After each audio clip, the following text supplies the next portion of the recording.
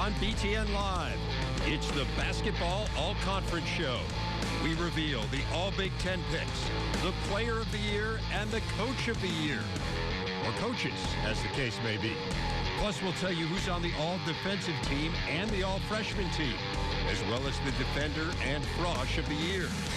And we talk one-on-one with the major award winners about their accomplishments as well as the challenge ahead. It's all on our BTN Live All-Conference Special now.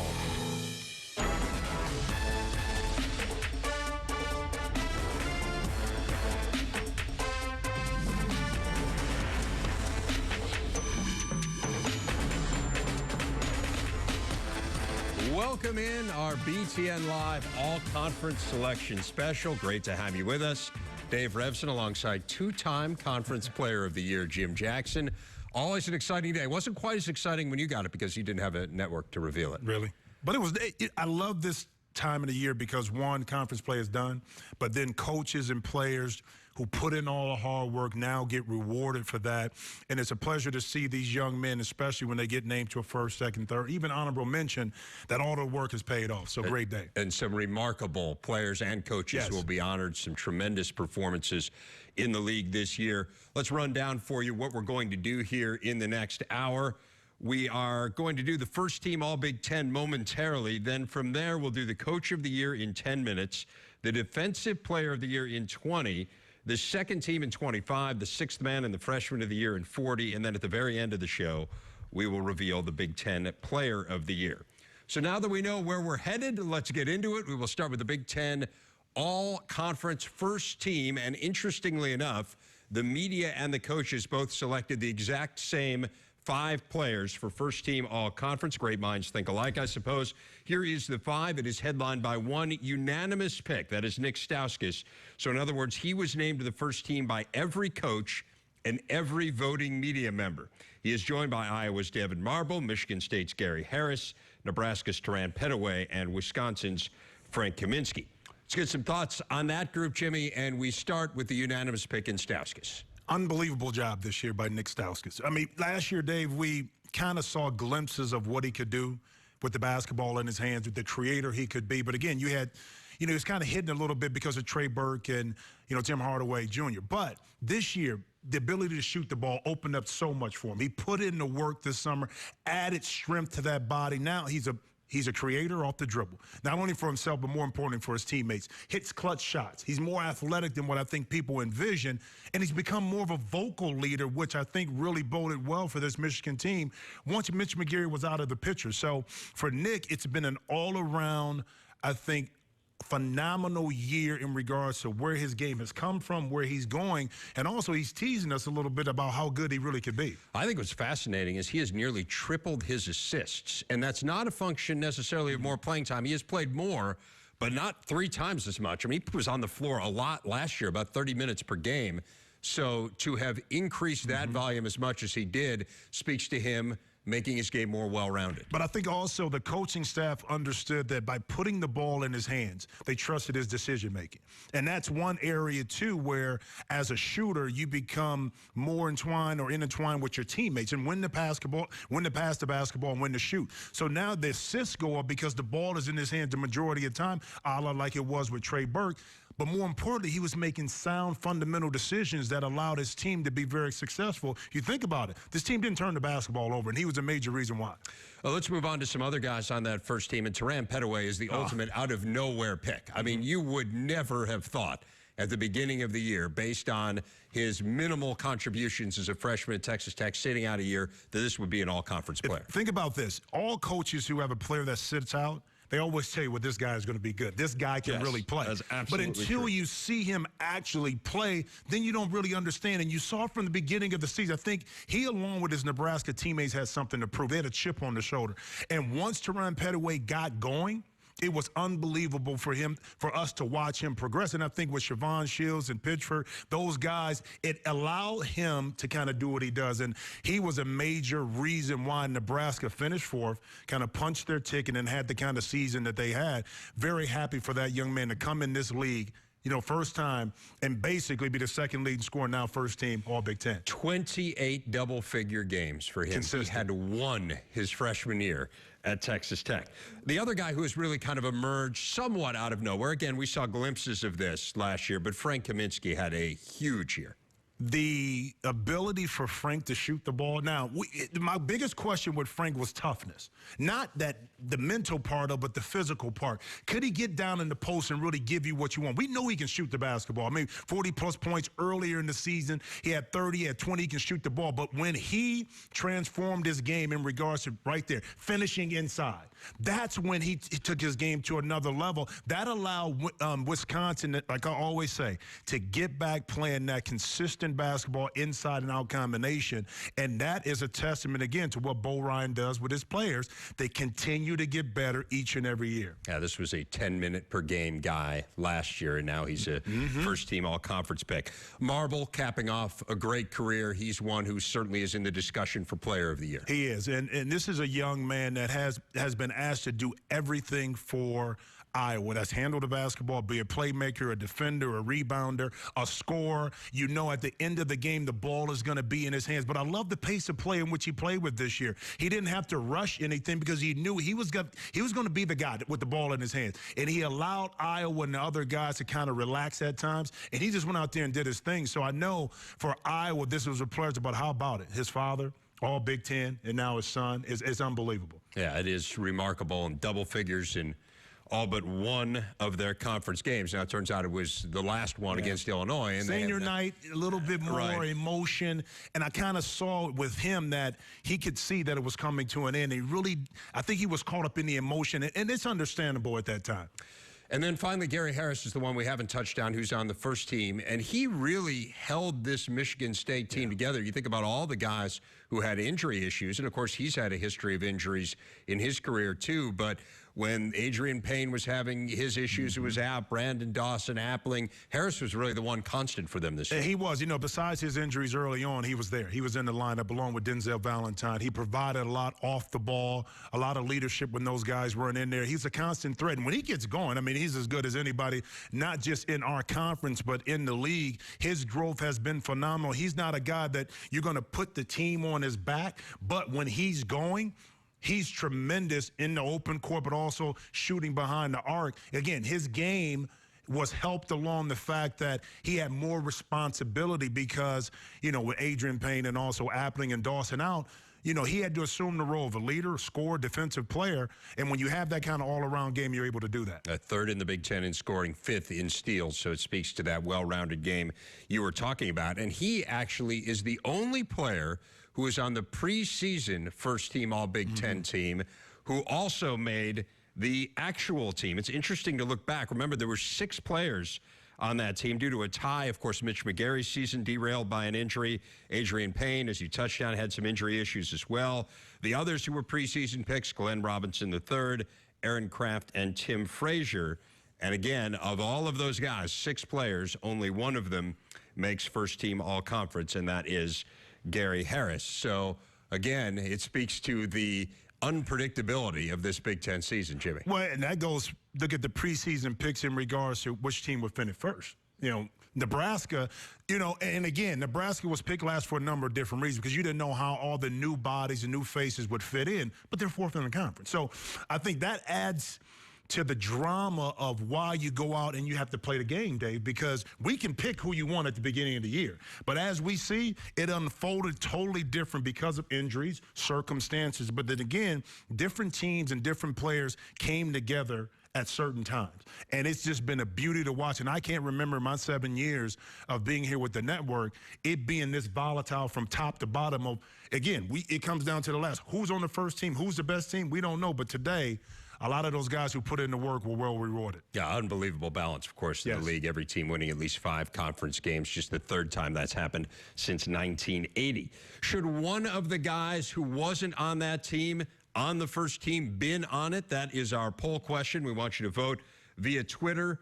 Which player is the biggest omission from the All Big Ten first team? You can vote #no and then your player, either Yogi for Yogi Ferrell, Payne for Adrian Payne, Levert for Karis Levert, Newbill for DJ Newbill, or Kraft for Aaron Kraft. We'll have results later in the show. Up next, though, we reveal the Coach of the Year. John Beilein, Tim Miles, Bo Ryan among the more obvious candidates. The winner just around the corner.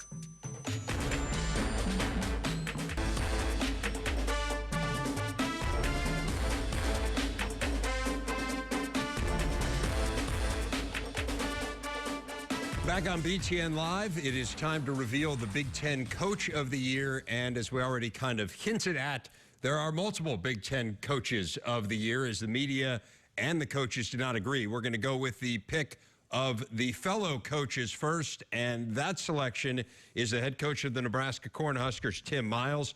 He took a team that was picked dead last in the preseason, as Jimmy alluded to, in what was an informal media poll, and took them all the way to a fourth-place conference finish and a first-round bye in the Big Ten tourney. The Huskers appear to be bound for the NCAA tourney as well. After Sunday's win over Wisconsin, it would be their first trip to the Big Dance since 1998. The team that had won just 9 games in its first 2 years in the conference, won 11 this season, went 15-1 at home. The only blemish, a loss to Michigan, and they had a shot to win that one in the closing seconds. Their victory over the Badgers, their second over an AP Top 10 team. First time they've won more than one in a season in 20 years.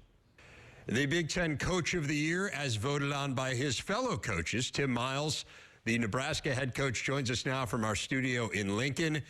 Coach, congratulations on this award. What does it mean to be awarded it by your peers? Well, it's unbelievable. I mean, I think I must have paid him off somehow, you know, but it's just a humbling thing because I see all these guys, and obviously we're not there yet in terms of their class and what these guys have proven, but it's a neat, humbling thing for our program. And, of course, you know, I think it says a lot about your players and the buy-in from your players because those guys have to go against those guys. I just see our weaknesses and where we have to get better.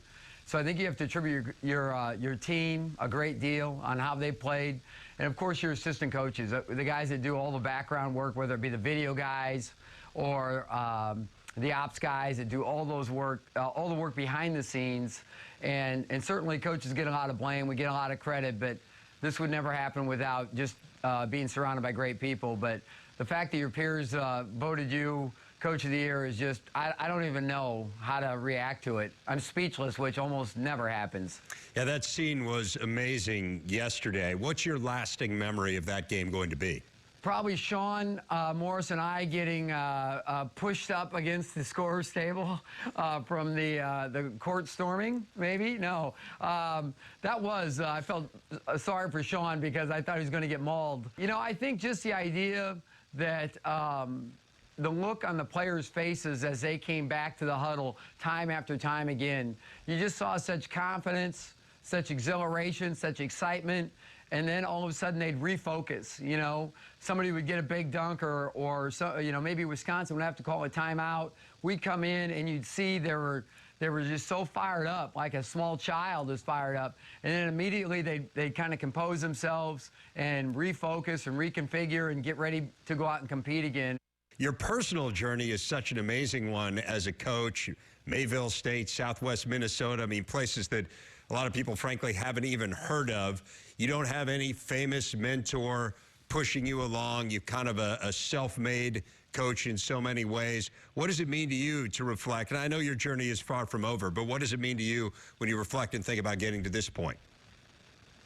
Well, you know, incidentally, I kind of see the Big Ten as a league like that. When you look at John Beilein and Tom Izzo was a Division II guy for I don't know how many years, and Bo Ryan sure, was a Division I guy, and then they got fired, and he ended up being a Division III guy, and you just you know, the one thing about Mayville State or Southwest Minnesota State or even North Dakota State as a Division I independent or Division II coach is that, you know, I was lucky that when I started coaching. Jim Kretschmann was our athletic director at Northern State in Aberdeen, South Dakota, where I was an assistant. Bob Olson was the head coach. and they ingrain such simple characteristics and blueprints about how to build things correctly. And you can apply them to a business. You can apply them. I was a fundraiser for a while, an athletic fundraiser, or certainly to building a basketball program. And the recipe never has changed. The recipe's always been surround yourself with good people, right? Coach them the right way and leave the locker room cleaner than it was when you got there. And the right people will notice. And if they don't, the janitor will appreciate it. And there's something to be said about making the janitor happy. The Big Ten Coach of the Year as selected by the coaches. Tim Miles, been a pleasure following this story to this point. We look forward to seeing as the next chapter unfolds as well. Congratulations, Coach. Thanks, Dave. I appreciate it. Thoughts on Miles' selection? Well, first of all, the janitor should ask for a raise after that. I mean, getting in there. But here's the thing you got to understand about Coach Miles. When you come into a new situation, Dave, it's all about building culture. And every coach says that. We want to compete. We want our players to buy in, the fans. It's easily said. But the job of a coach is not just the X's and O's. It's to ensure that his players buy in. And that's what Tim Miles was able to do. This is a program that's not known for basketball in that respect, like a Michigan State and Michigan, Ohio State. But these young men, when you watch them play, when you talk to them, wins or losses, they were all in. And if you can get that kind of buy-in from the beginning and throughout the year, you're going to be successful. And that's what Coach Miles, forget the X's and O's. That's great. But that quality that he has as a coach, as a human being, is why they've been so successful this year, and that's why he's our Coach of the Year. And the players bought in, and of course the fans bought in just after that, as we saw. I mean, an incredible scene there at Pinnacle Bank on Sunday against Wisconsin. It was just remarkable, and it's hard to believe, again, that this is a program that has really had no success at all in its history as a basketball program. And you think about it, the next task now, Jimmy, is to win an NCAA tournament game, something Nebraska has never done. They can do it. Oh, absolutely. This team can do it. And if this team doesn't do it, another Nebraska team will. But it is has been, as I said, a remarkable story. We'll tell you who the media chose as its Coach of the Year a little bit later in the show. Up next, though, we'll focus in on defense, something the Big Ten is known for. The top 5 defenders in the league, as well as the one who rose above the rest, the All-Conference champ.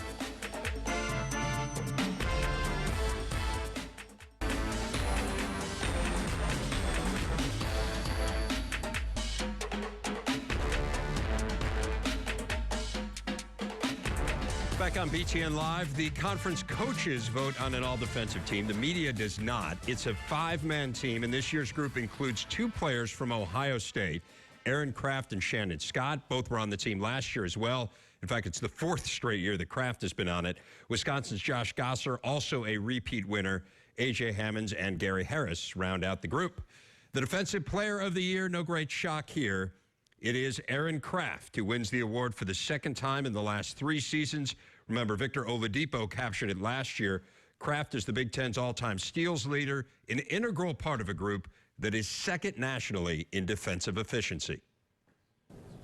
And we are joined now by the Big Ten Defensive Player of the Year, Aaron Craft, from our studios in Columbus. Aaron, this is the 2nd time you've won this award. How does it compare to win it the 1st time versus the 2nd? It's awesome. It's my last year here. It's awesome to be able to represent our team and represent the conference in this way. I'm just very honored to have this award. And you set the Big Ten all-time steals mark as well yesterday. What does it mean to have that accomplishment among the many you've garnered during your career? It's crazy. It's amazing how quickly things can happen over 4 years. I know I have to thank some people that didn't stay 4 years, because if they would have stayed 4 years, it wouldn't even be close to where I am right now. You are rewarded for the time that you spent on campus in more ways than one. It was your senior day yesterday. As you look back on these 4 years and reflect, what comes to your mind? It's all about the team, my teammates. We put in so much time and effort together. We don't always get along, but we really are a family. And I've been very blessed to have a lot of great guys and great teams since I've been here. And I've really enjoyed the time and the relationships that I've been able to build in the 4 years that I've been at Ohio State. It's amazing how much life changes over those 4 years. I mean, you came in certainly as a highly touted prospect, but now you walk around campus and you are a full-fledged celebrity. Is that a good thing or a bad thing? I do know that there's been a lot more good that has come out of being recognized than bad. So, you know, I've had a lot of opportunities to speak at things and have people want to listen to me for whatever reason that may be. But, you know, getting to talk to people and hear where they're coming from has been awesome. So if that's the good that comes out of being recognized, then I will take all the bad any day. What is some of the bad? It's tough sometimes going out. You know, you have to be prepared for certain things. I'm lucky. I'm a lucky one because I'm a pretty normal-looking person. He's being 6'2", and I could throw on a pair of jeans and a non-Ohio State T-shirt and look pretty normal, and that helps a lot. But some of my teammates, you know, it's harder for them. Being 6'11", it's very tough to not stick out. What has been your most enjoyable experience at Ohio State? I think it's just really growing to understand what this university represents. As a freshman, you jump in head first and you have no idea what you're getting yourself into, and you really think that you know, you're gonna make this university better and all that. But as I've gotten older, the more that I've been here and the longer that I've seen what goes on, it's really amazing that I've been able to play a part of it and to be able to represent the university in such a public spotlight has really been an honor, and it's something that I don't want to take very lightly. Let's focus in on your team. You won the Big Ten tournament last year. You came within one game of making it to the Final Four, so you kind of know what it takes to advance deep in March and hopefully into April as well. What do you think this team needs to do to make a deep run this year? I think we need to build off what we did yesterday. We did a phenomenal job of fighting down the stretch, and throughout this year we have gone through stretches where we haven't done that. And I think we took a big step forward yesterday, and the worst thing we can do is take steps backwards. So the Big Ten tournament is a phenomenal time to really get your legs underneath you in March and see, you know, players have to come to play in March. You know, that's what it's about. And I'm excited with what we did yesterday, but there's still a lot of work to be done, and the fight continues. Big Ten Defensive Player of the Year, Aaron Craft. Aaron, congratulations on this award as well as all of your success throughout your time at Ohio State. It's been a pleasure to follow you both on and off the court, everything you've done. Thank you very much. I really appreciate it. Craft named second team All-Big Ten by the media. He's joined by Yogi Ferrell of Indiana, Michigan's Karis LeVert, Michigan State's Adrian Payne, and Penn State's DJ Newbill.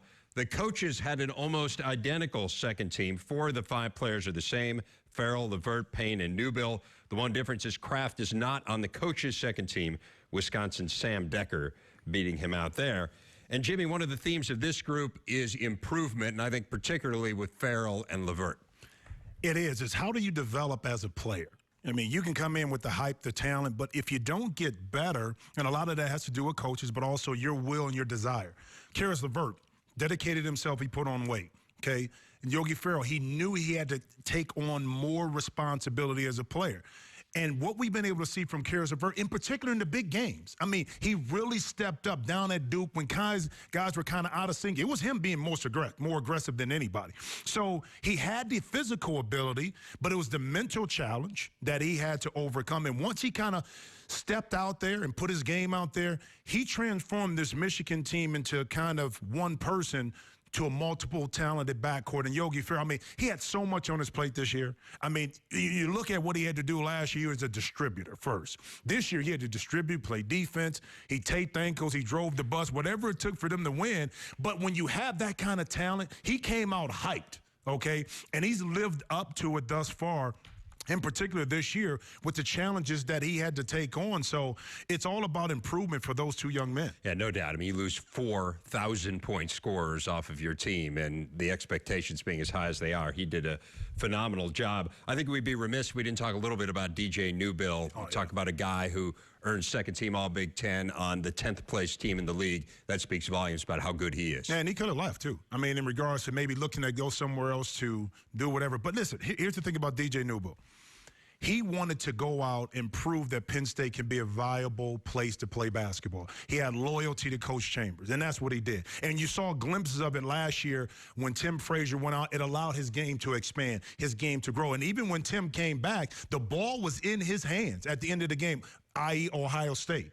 Okay? So this young man, his game has grown as well. And it was more the mental capacity, because now more of the burden was on him that Tim Frazier was not in the lineup. Big Ten's second leading scorer in a very formidable backcourt with Frazier. Frazier never really seemed like he was quite 100% this year. I think he's getting closer and closer, but Newbill clearly has been the main driving force behind that Penn State team. We had talked a little bit earlier about our poll question. The biggest omission from the all Big Ten first team was Newbill, the guy who should have been on that team, or perhaps Farrell. We encourage you to vote on Twitter. Again, results coming up later in the show. We'll go back to the individual awards next. Will the Big Ten champs capture any more? Still have a freshman of the year and a top sixth man to hand out, as well as the media's coach of the year.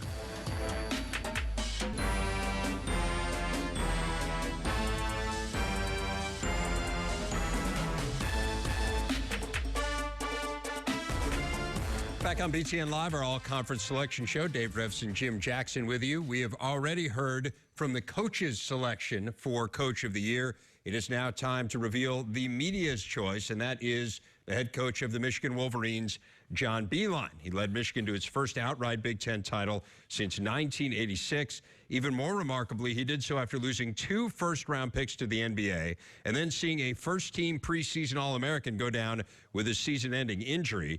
The Wolverines won 15 conference games, their most since 1993. They will be the top seed in Indy at the Big Ten tourney. That is also a program first.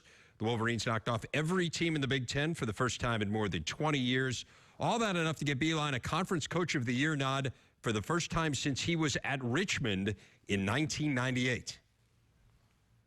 Now, the media's Big Ten Coach of the Year, John Beilein, joining us now from our studio in Ann Arbor.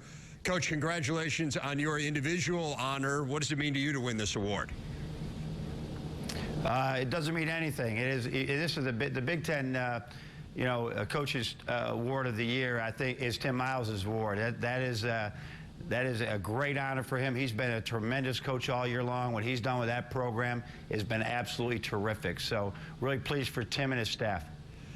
That being said, Coach, obviously the media voted you as their Coach of the Year, and I think often Coach of the Year equates to the coach whose team did more than we thought they would award. Where did you expect this team to be this year? Well, that's the point. I think that everybody makes so much of different awards. You know, as a coaching staff, I know we want to be on a coaching staff that is the team of the year. And the team of the year is the one that wins the Big Ten championship. And we were able to do that. So we're thrilled for our team, for our university, for everybody that we were able to win this championship. You lost 2 first-round picks, of course, and then you have a preseason All-American in Mitch McGary. And as I often say when we're talking about this, I mean, there are only 5 of those guys, right, in the whole country, and you lose one of them. How surprised are you that this team got to this point? Well, knowing that we had some great leadership, that was one position that I thought if we did lose someone, we could survive because we had Jordan Morgan, who had already won one Big Ten championship. He has had 3 NCAA, he's been to 3 NCAA tournaments, he's been to the Final Four, and he's played a lot of minutes. And then John Horford, who probably would be a starter or backup for a lot of teams, waiting in the wings. So while we were really disappointed for Mitch, this was a great opportunity for the next man up. It's still a very young team at this point, John. In fact, in power conferences, only Kentucky gets a higher percentage of its points from underclassmen than you guys do. How steep was the learning curve for this group, given its youth? Yeah, I think that because so many of them will be able to play early as freshmen. That they learned. They had a great basketball IQ. All our guys have really shown us some valuable assets there. So as a result, we were blessed to have guys that as we continued, as you go through this thing, there's a big difference from freshmen to sophomores. And then we get 2 freshmen in Zach Irvin and Derek Walton, who are really, they were probably as good as anybody we've ever had at picking up what we do, and as well as defensively learning throughout the year. Nick Stauskas obviously such a huge part of this success, Coach. What has stood out to you the most about his evolution? He came into this year really as a guy, you know, last summer I called about him getting in some of the big camps in the summer. Nobody was interested. He was a guy that people felt that he's just out there, probably good, a shooter only, that was playing with Trey Burke and Tim Hardaway. And I think we knew better, and he wanted to prove it. He spent his whole summer here in the weight room just as much as on the court. He and Karis LeVert spent the summer in the gym. And I'm talking about 16 weeks of the summer in the gym. And they did a wonderful job on their own in developing their own individual games and getting stronger. Big Ten Coach of the Year, according to the media. John Beilein with us here on BTN Live. So now you head to Indianapolis this week as the #1 seed. What's your message to your team as you turn the page from the regular season to the postseason? I think it's important that you look at this and you go into this thing with a mindset that you're playing to win. You only have so many times in your life to win championships. And so we got the regular season championship. Now you have another chance to win in Indianapolis. Be sitting there. I tried to frame it up for our guys. I'd love to sit there on Sunday afternoon with a champion, with more of those Big Ten championship hats on, and see where we're going in the NCAA tournament. The media's Coach of the Year, John Beilein. Congratulations on your award and on a great season to this point, Coach. And we look forward to seeing you this week in Indianapolis. All right, Dave. Thank you very much. So interesting, a split vote here between the coaches and the media. Which direction would you lean in, Miles versus Beilein? You know, I love Coach Miles and what he did in bringing the Nebraska Cornhuskers up from mediocrity to where they're at now. Has just been phenomenal. And I always look at it to the winner goes the spoil, which is Coach John Beilein in regards to what he was able to do. But both coaches had their individual challenges. One, Coach Beilein, you lose one of your best players, and you have to figure out how to bring the team together in order to win. Even though you have a lot of talent, that doesn't mean anything. He didn't suffocate his talent. He allowed his talent to grow in a way that it flourished enough that they came together and they won. And Tim Miles had to convince guys that haven't played together, how are we going to win in this conference? What is it going to take day in, day out, game in, game out to be successful? So a lot of the pass and the thought process for both coaches were aligned. It was just different ways they had to do it, different personnel. But at the end of the day, both of them are highly successful. But just to clarify, you would have leaned towards Beilein. I would have leaned towards Beilein just for the simple fact, again, I'm always with winner goes to spoil. Maybe if Michigan State, a team that we thought should have won it this year, then I would have leaned heavily towards Coach Tim Miles because of the job he did. So you would have gone with Beilein, but Beilein disagrees with you. It sounds like he would have gone with Miles. But Miles is still my boy, not that you say it. Yeah, You say he's not my boy, but he's my boy. Even though he threw me under the bus, That's that's tenuous my boy. at best right now. We reveal the freshman of the year in the Big Ten just ahead. Some strong candidates, including Noah Vonleh of Indiana, Nigel Hayes of Wisconsin. We'll tell you who got the nod next.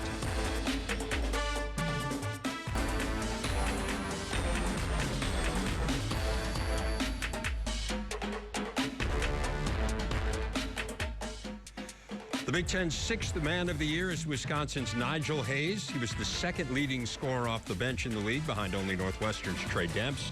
Hayes shooting 53% from the field, a key cog for a Wisconsin team that is the second seed in the Big Ten tourney.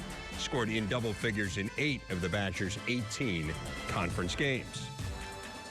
Hayes also named five-man all-freshman team, a group that also includes Derek Walton, who took over the point guard spot for Michigan, Kendall Stevens, outstanding three-point shooter for Purdue, Kendrick Nunn, who came on late for Illinois, and Noah Vonleh of Indiana.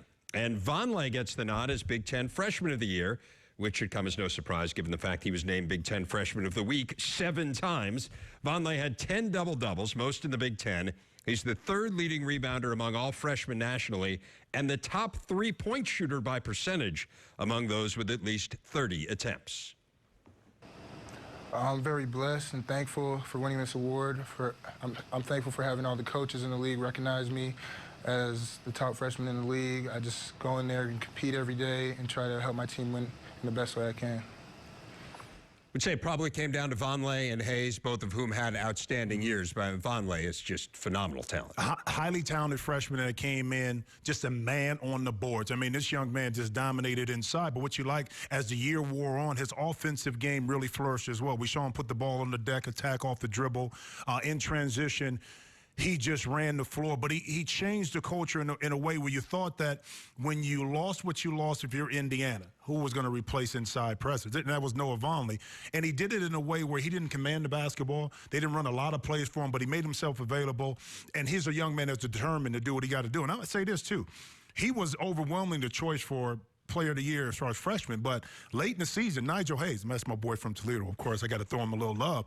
Think about the job he was able to do. And give credit to Bo Ryan and his coaching staff. They brought him along slow enough that when it was time to kind of unleash him, he was ready to play and have an impact, and that's what happened. No doubt. I mean, I love Nigel Hayes' game. You and I have talked about kind of the old man game. Yeah. He's got such great post moves, and he's so savvy inside. The skill set combination for Vonleh is what's amazing to me. I mean, to be, as I said, the third best rebounder among freshmen and the top three-point shooter, again, with limited attempts. But still, that speaks to how talented he is. He is, and he's only going to get better. Be interesting what his decision will be after this run goes on. But he can continue to get better because, like I said, we saw it later in the season, what he has to offer from an offensive perspective. He said at the outset, he believes he's a multi-year player at Indiana. But again, it's easy to say that at the beginning. Like you say, it's going to be fascinating to see what his decision is here in the next month or so. Up next, our final individual player award. It is the Player of the Year. And we'll also tell you who made the third team for the media and the coaches.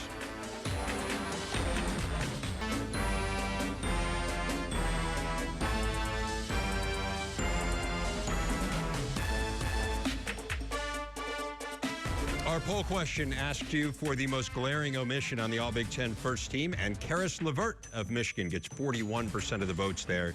Yogi Ferrell of Indiana second at 31%. The Big Ten Player of the Year is Michigan's Nick Stauskas. Probably not a huge surprise. Finished fourth in the conference in scoring. The only player in the league to rank among the top 10 in field goal percentage, three-point percentage, and free throw percentage. And as we told you earlier, the only unanimous pick to both the coaches and the media's first team All Big Ten teams. And Big Ten Player of the Year, Nick Stauskas, joins us now from our studio in Ann Arbor. Nick, what does it mean to you to win this award? You know, it means a lot. You know, I worked extremely hard over the summer to put myself in this position and, you know, to help my team be successful this year and get this award. You know, it's an unbelievable feeling. I'm extremely happy. Tell me about your reaction when you heard you had won. You know, there's a smile on my face. You know, I was with some of the other guys on the team, so, you know, they all congratulated me when they heard, and, you know, it's a great feeling. You talked about your summer, and it's been pretty well documented, the time you spent with John Sanderson, the strength and conditioning coach, and Karis LeVert, I know, was very active in that as well. Take us through what a typical day was like. You know, a lot of times we would start off pretty early in the morning, around, you know, 7:30, 8 in the morning, and, you know, we would have a tough hour-and-a-half lift. We'd be doing, you know, upper body, we'd do core, we would do Olympic lifts for our legs. You know, I'd have classes throughout the day, and then, you know, we'd return to the gym later on in the afternoon to do some on-court stuff, and then there was always, you know, our treatment, and, you know, sometimes we'd go for second times in the weight room. So, you know, we worked extremely hard, and I have to thank Karis and Coach Sanderson because they both pushed me to get a lot better this summer. Where do you think you improved the most based off of that conditioning work?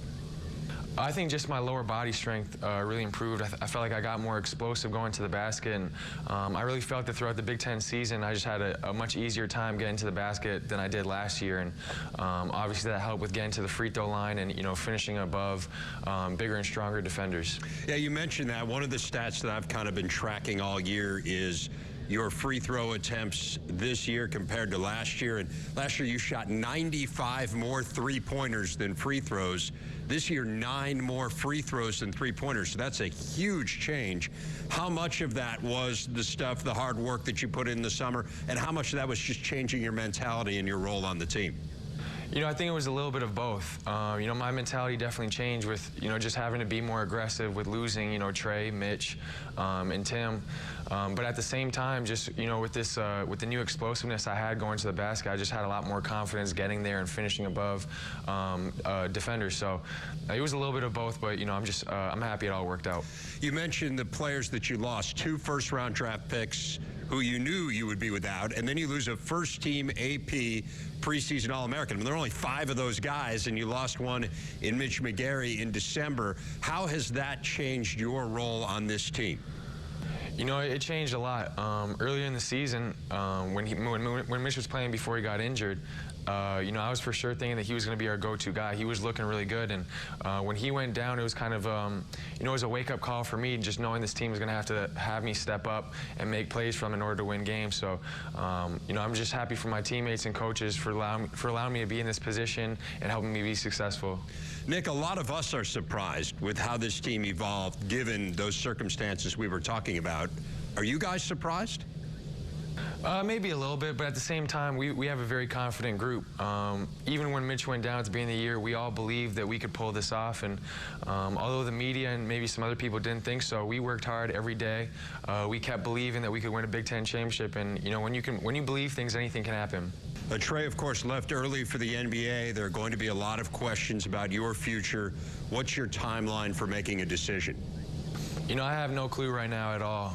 You know, I'm just really excited we won a Big Ten championship, and I feel like we have a great opportunity moving forward in the NCAA tournament, and, you know, that's what's most important to me right now. Yeah, you're heading into the postseason. You made that great run last year. What's the biggest lesson you learned from that run that you can take into the postseason this year? You know, well, a lot of guys on our team now have that experience. You know, we've been all the way to the Final Four. We've played in front of 75,000 people, so we understand what it's like. We understand what the pressure is like. But you know, just the leadership that we had last year, that's something that we can definitely carry over. You know, it's important to have guys who are always talking, who are always leading. You know, whether that's in the locker room or on the court. So I think we got a lot of guys with experience, and I think we can, you know, possibly pull this off again. Big Ten Player of the Year, Nick Stauskas. Nick, congratulations on a fantastic season, and we look forward to watching you here going forward in the postseason. Thank you very much. Stauskas was very good last year as a freshman, as we've already touched on. He was phenomenal, though, this year as a sophomore. His scoring up more than 6 points per game, nearly tripled his assist output, as I pointed out earlier. The clear leader on a Michigan team that heads to Indy as the #1 seed in the conference tourney. And Jimmy, a new member of your Player of the Year fraternity, and a very deserving one. And here's the thing. We talked about Nick earlier, about how he got better and everything, but I want to give everybody an inside view on Player of the Year, why it's important, and how do you get there? It's confidence without being cocky. That's what Nick has. He has confidence. When he put that 3 up, when he's blowing kisses, it's not as, you know, to degrade the opponent, but he is a very, very confident player. And he was determined that this year he was going to show his worth, how much work he put in. And to be out there on that stage each and every night, to give the best performance, knowing that everybody is shooting for you to slow you down, it's something to say about why he's been able to be successful. He embraced that. He took that within. He learned a lot of things from Trey Burke and also from Tim Hardaway of how to handle the pressures of every day being the guy. And his mentality and mindset allowed him to be successful. And some days he didn't shoot the ball well, but he was still impactful. And that's what an MVP does. If you're not scoring, how can you impact the game? And Nick Stauskas was able to do that game in and game out. And I've been there and done that. And it doesn't hurt to have the quality teammates that he has. So you've been there and done that twice, and it's going to be very interesting to see whether or not he sticks around to try to become a repeat winner, as you were. Not that that would be his only motivation for sticking around, but at any rate, we do want to reveal the 3rd-team All-Big Ten selections as well. Among those we have not mentioned yet on the show, Aaron White of Iowa, 2nd straight year he's been named to that team. Northwestern's Drew Crawford, also a 3rd-teamer, a repeat winner as well. He made it 2 years ago. Penn State's Tim Frazier was a 1st-team selection 2 years ago. He gets a 3rd-team nod this season. And then the only player on the coaches' team who hasn't appeared elsewhere is LaQuinton Ross of Ohio State. He's the Bucks' leading scorer. So final thoughts on what we saw here today. Outstanding day. Congratulations to everybody that won an award. I also want to send a special shout out to my son for getting honorable mention. A lot of hard work, but today is one of those days where you put in the work, you hope for the best, and now you're rewarded for the coaches and players. And I'm going to tell you what, I'm just excited to go into the Big Ten tournament season right now. Cannot wait for the Big Ten tourney. We will be heading down to Indianapolis. We will see you for BTN Live on Wednesday. That will be from Bankers Life. We will be there 6 p.m. Eastern Time, and we encourage you to be here as well. For Jim Jackson, I'm Dave Refs, and I echo that sentiment. Congratulations to all the winners, and we will see you Wednesday from Indy.